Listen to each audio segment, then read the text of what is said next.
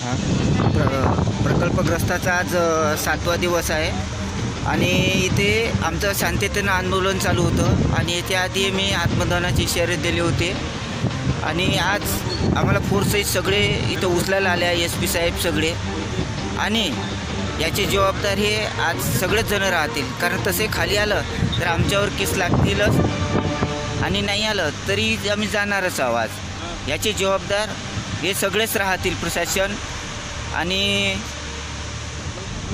Chandrapur thermal power स्टेशनचे मुख्यमंत्री आणि कार्यकारी आणि चंद्रपूर जिल्ह्याचे लोकप्रतिनिधी हे सगळेच राहतील.